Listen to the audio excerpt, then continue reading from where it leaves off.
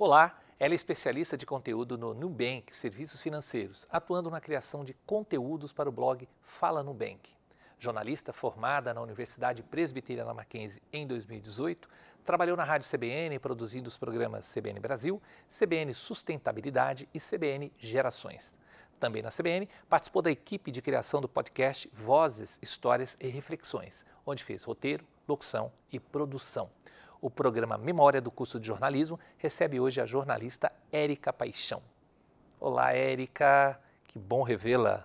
Fiquei muito feliz com o seu convite, obrigada. Que bom, eu fico muito feliz de rever. Eu acho que você não voltou mais para a universidade depois de 2018. Não voltei mais. Teve uma ocasião que até a gente conversou e eu tive a oportunidade de conversar com alguns alunos do curso, mas foi verdade. Online? Ainda foi online, foi ainda nesse contexto de pandemia, então acho que voltar aqui e ver o estúdio, ver as coisas que mudaram é a primeira vez. Por que você foi fazer jornalismo, Érica? Olha, o jornalismo veio meio que assim de uma paixão, acho que uma coisa até meio da infância, assim. Quando eu era mais nova, influenciada pelo meu pai, eu ouvia muita música, consumia muita música e era uma época em que a MTV ainda era uma referência para quem queria fazer jornalismo musical, né? Para quem tinha esse sonho. Então eu assistia aqueles programas, via aqueles DJs falando de música e de coisas que me interessavam e eu pensava, acho que eu quero fazer isso, acho que ia ser muito legal fazer isso em algum momento. Só que assim, a MTV morreu, o mundo mudou e eu acho que esse sonho foi ficando um pouco adormecido à medida em que eu fui crescendo e percebendo que, sei lá, que talvez as coisas fossem mais difíceis, né? Talvez chegar nesse lugar fosse mais difícil.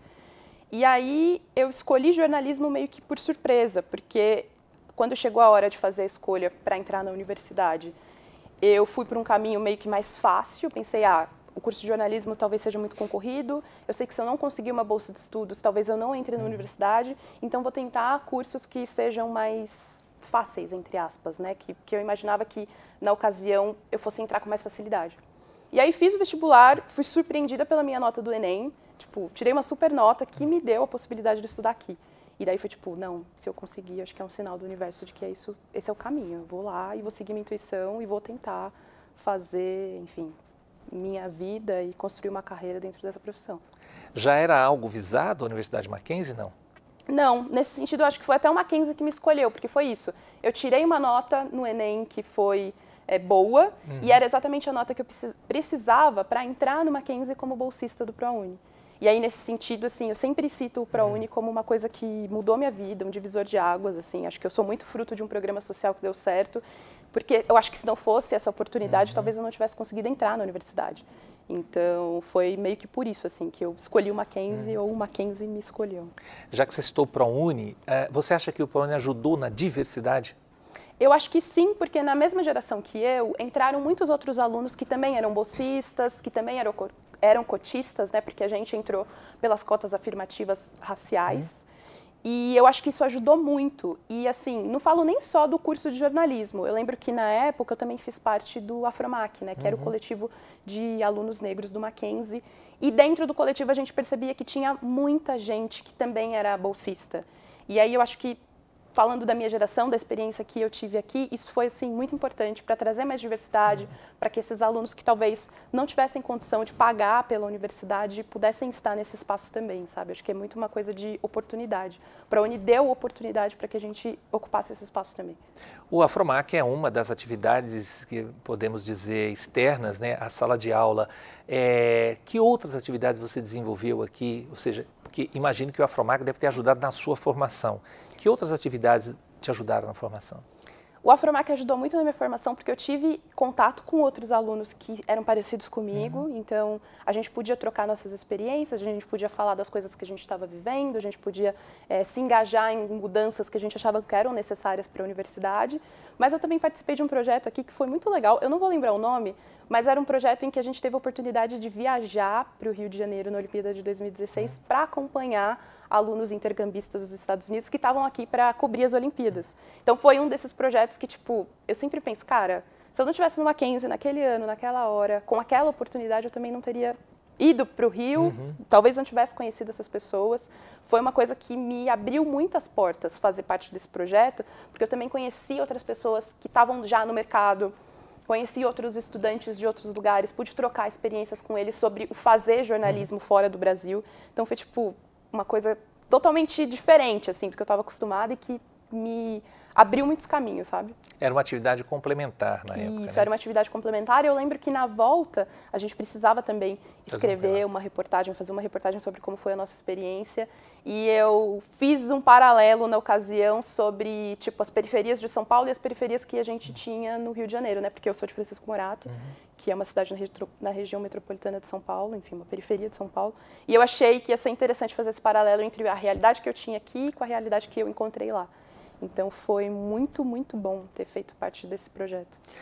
Sendo lá de Francisco Morato, como você já disse, da periferia, sendo uma aluna ProUni, imagino que você tenha entrado com a cabeça no jornalismo meio que social. Sim. Acho que essa coisa de fazer música foi uma coisa que ficou na infância, que me despertou interesse pela profissão, mas quando eu entrei na universidade, daí o foco já era totalmente outro. Porque eu acho que era um momento também em que os alunos negros, acho que as pessoas negras estavam muito que,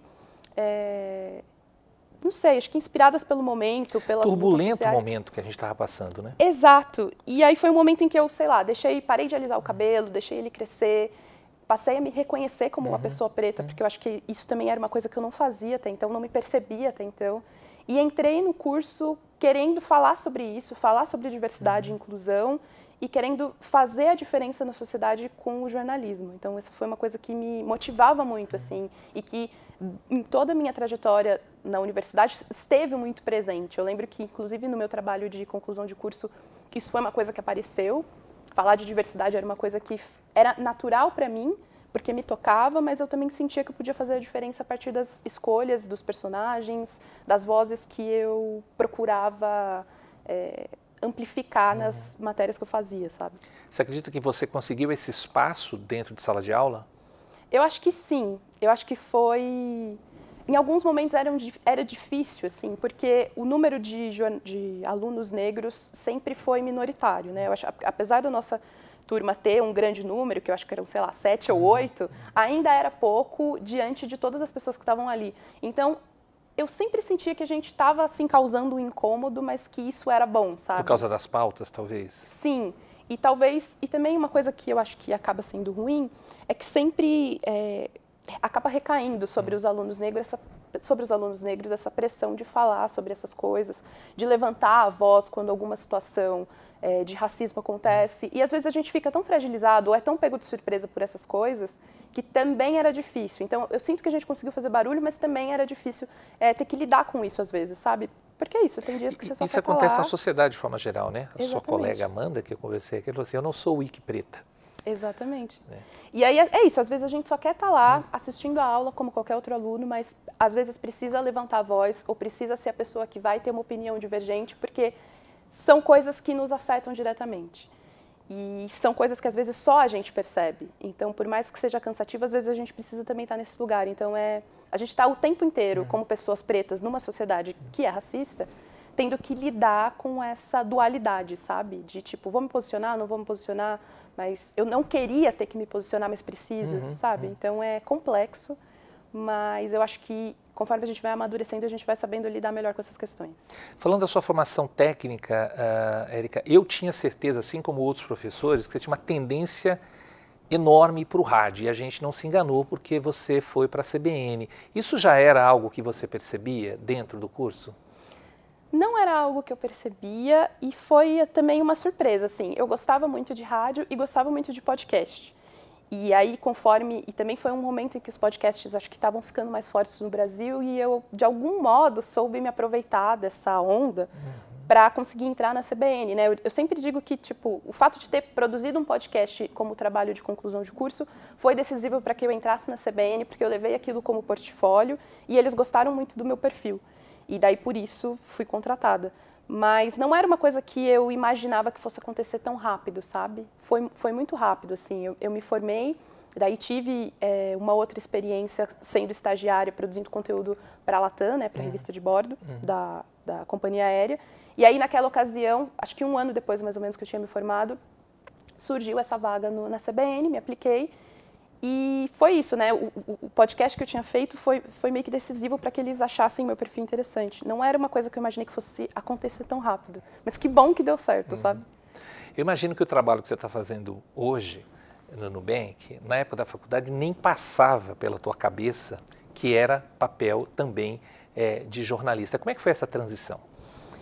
Olha, eu acho que foi difícil, porque dentro da CBN eu gostava muito do que eu fazia. Eu gostava, e na CBN eu tive muitas oportunidades de fazer coisas diferentes.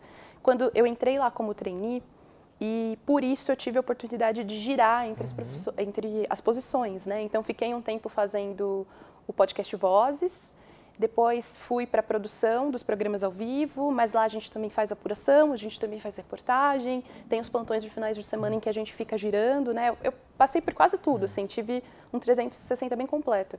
E eu amava o que eu fazia, e amava as pessoas com quem eu trabalhava lá, colegas que inclusive são mackenzistas e que, enfim, era uma equipe muito boa, até hoje é. Então foi muito difícil tomar essa decisão, porque eu já tinha uma ideia dos caminhos que eu podia seguir se eu continuasse no jornalismo tradicional, né, em redação tradicional. Mas eu acho que também surgiu uma pulga atrás da orelha do tipo, acho que eu posso arriscar, acho que o momento de arriscar é agora. Eu ainda estou no começo da carreira, acho que eu posso tentar coisas diferentes e, sei lá, na pior das hipóteses, se não der certo, eu posso voltar para o caminho de onde eu parei. E aí foi isso. Então, eu entrei no Nubank, acho que movida pela curiosidade de produzir um conteúdo para uma empresa, de entender como que eu, como jornalista, podia contribuir para as necessidades que eles tinham naquela equipe de comunicação. E até agora tem dado bastante certo. Faz mais ou menos 1 ano e meio que eu estou lá e tem sido uma experiência muito positiva. Você usou a expressão, né, que a gente utiliza constantemente, que é o jornalismo tradicional. Você sente que há um espaço para o jornalismo não tradicional? Porque eu vejo que o que você produz também é papel de uma pessoa da comunicação. Sim, eu acho que existe muito espaço e foi isso que eu percebi, acho que indo para o Nubank, sabe? Porque eu acho que as marcas hoje perceberam muito qual que é o valor de uma informação bem apurada, qual que é o valor de um conteúdo bem feito, como que elas podem levar a mensagem que elas têm de marca para outras pessoas a partir das skills que um jornalista tem, sem necessariamente precisar gastar com publicidade, sabe? E aí eu acho que eles estão cada vez mais montando equipes que produzem conteúdo, e aí é nesse lugar que o jornalista pode entrar, com esse olhar que a gente tem para a notícia, para o que é importante, para o que é relevante, para quais são os personagens fundamentais de uma história, eles são muito importantes também nesse espaço de criação de conteúdo, porque a gente pode, acho que melhorar assim, o conteúdo que a gente produz, sabe? Acho que esse olhar que a gente tem enquanto jornalista para a criação de conteúdos, mesmo que seja para uma marca, é muito valioso. E acho que as marcas têm percebido o poder disso. Quando você entrou na faculdade, já não era mais obrigatória o diploma, né, por exercício legal da profissão. Você acha que a universidade ainda é importante para a formação jornalística? Nossa, totalmente. Eu acho que é dentro da universidade que a gente vai ter essas bases, né, para o profissional que a gente quer ser. E eu acho que, para além do conteúdo acadêmico, para além das discussões em sala de aula, para além da exposição que a gente tem a autores, visões diferentes, as relações que a gente vai construindo dentro da universidade são fundamentais. Então, acho que assim, as relações e as discussões que nascem a partir dessas relações. Então, percebe como é rico ter uma sala com alunos como eu, como a própria Amanda, que você citou aqui, vindos de regiões diferentes, estando em contato com outras pessoas. A gente cresce muito a partir dessa diversidade de opiniões que vão nascendo dessas discussões na sala de aula. Então, eu acho que é fundamental. E essas relações também são muito importantes. As pessoas que a gente conhece aqui são pessoas que às vezes a gente vai levar para a nossa vida, são pessoas que vão nos ajudar, são pessoas que vão sempre lembrar da gente quando uma oportunidade nova de trabalho aparecer, quando a gente precisar de um espaço para poder mostrar o nosso trabalho. Então, eu acho que as relações que a gente constrói quando está na universidade são fundamentais, tanto quanto o conhecimento acadêmico, que, claro, é importante. E eu acho que quando você chega no mercado de trabalho, depois de ter feito uma universidade boa, sabe, ter prestado bastante atenção nas aulas, ter se aplicado nas tarefas, você chega um pouco mais pronto, sabe? E principalmente aqui no Mackenzie, que eu acho que também a gente consegue ver um pouco de cada coisa para depois decidir o que quer fazer. Quando eu cheguei no rádio, eu me senti um pouco mais pronta, porque eu já tinha tido experiências de rádio e de podcast aqui dentro da universidade que me deram base, sabe? Então, eu acho que foi fundamental. Érica, a área de comunicação é feminina? Eu acho que mas isso não necessariamente se reflete em diversidade, no sentido de que eu acho que ainda existem lacunas para diferentes tipos de mulher. Cargos, por exemplo? Exatamente. Acho que ainda é difícil ver mulheres negras, mulheres transexuais em posições de liderança, por exemplo. E a gente sabe que estar na liderança de uma empresa é o que move os ponteiros, é o que é decisivo para que mais pessoas diversas sejam contratadas. Você está na liderança, você consegue influenciar no olhar que uma notícia vai ter, na abordagem que aquela pauta vai ter, e isso eu acho que a gente ainda não conseguiu chegar num lugar de equidade, sabe? Eu acho que apesar, pelo menos a experiência que eu tive, tanto no Nubank quanto na CBN, apesar de ter muitas colegas do meu lado, mulheres, eu acho que poucas eram diferentes ou parecidas comigo, assim, poucas eram negras ou poucas eram indígenas, então eu acho que a gente ainda tem essa lacuna quando pensa em diversidade. Não chegou ainda a uma equidade, como você disse. Eu acho que não. Acho que a gente tem feito esse trabalho, né? Jornalistas como eu, estando nessa linha de frente, produzindo conteúdo. Acho que a gente tem, de alguma forma, influenciado para que esse mercado seja diferente, para que a gente consiga fazer a diferença, mas eu acho que ainda está meio passo de formiga, sabe? Se você pudesse sugerir o que seria fundamental para que esse mercado conseguisse, pelo menos, ficar um pouco mais igual. Eu acho que esse papel da liderança, acho que fazer uma busca ativa de profissionais negras que possam estar nesses papéis de liderança, porque elas existem e elas, às vezes, só precisam de uma oportunidade. Então, se você é uma empresa, se você tem esse poder de convocar o RH da sua empresa para que faça essa busca, essas mulheres estão aí. Às vezes, elas só precisam de uma oportunidade. Às vezes, elas estão invisibilizadas pelo mercado e, às vezes, precisam ir para outras profissões ou fazer uma coisa completamente diferente daquilo que elas se formaram para ter a subsistência, para poder ter um emprego, para poder pagar as contas.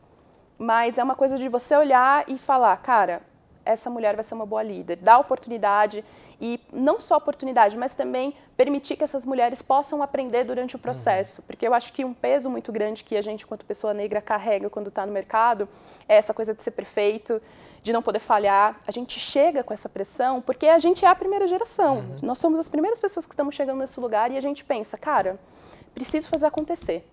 E a gente vai errar, porque faz parte do processo, a gente aprende no erro.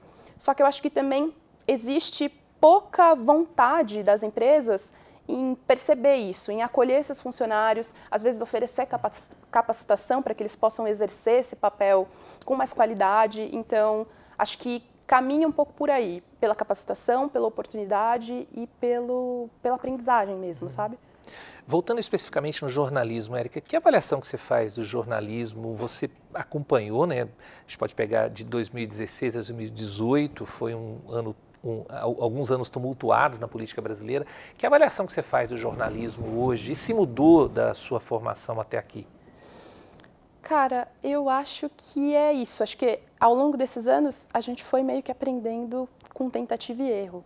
Eu acho que, de certo modo, a gente foi exposto a situações inéditas em função dessas mudanças de governo, em função do último presidente que a gente teve. Acho que a gente foi exposto a situações inéditas que a gente não sabia como lidar, a gente não sabia como cobrir, às vezes situações aconteciam que a gente precisava ter o jogo de cintura para poder levar a melhor informação, e eu acho que foi difícil. Acho que a gente errou em alguns momentos, mas eu tenho percebido que, e principalmente porque eu estive na CBN nesse período de pandemia, eu acho que a gente errou, mas querendo acertar, sabe? E tenho a sensação de que a gente saiu mais forte desse cenário porque é isso, aprendemos com os erros. Não sei se para o futuro as coisas vão ser melhores, mas eu espero que sim, sabe? Valeu a pena fazer jornalismo? Valeu muito a pena. Eu não sei, acho que eu não teria feito nada diferente. Eu me sinto muito orgulhosa da trajetória que eu construí até aqui, sabe? Acho que é isso. Foram anos maravilhosos que eu passei aqui dentro e eu com certeza não teria mudado de curso. Não me imagino fazendo outra coisa hoje, sabe? Então foi maravilhoso. Algum conselho para quem... Ou conselho não, alguma dica para quem está fazendo jornalismo? Eu acho que a dica seria estar presente nas aulas, estar presente com os professores, manter boas relações entre os professores, entre os colegas, ficar bastante atento às coisas diferentes que aparecem, assim, projetos especiais, porque às vezes esses projetos vão ser importantes para você. Extra classe, né? Exatamente, coisas que acontecem para além da sala de aula, sabe? Porque eu tive bastante envolvida nos meus anos de faculdade em outras coisas que estavam rolando. E eu acho que isso foi importante para que eu conhecesse pessoas e para que essas pessoas também conhecessem um pouco do que eu fazia, sabe? Acho que essa seria a dica. Érica, obrigado, viu, pela sua presença, obrigado por esse bate-papo bastante... Eu estava aqui te ouvindo, lembrando da Érica em sala de aula, não mudou, amadureceu apenas e ficou bem legal. Obrigado, viu? Obrigada a você pela oportunidade, fiquei muito feliz com o seu convite e é isso, estou aqui sempre à disposição. Não fala isso que a gente chama mais vezes. Podem chamar. E meu muito obrigado também a você que nos acompanhou até aqui. Até o próximo programa.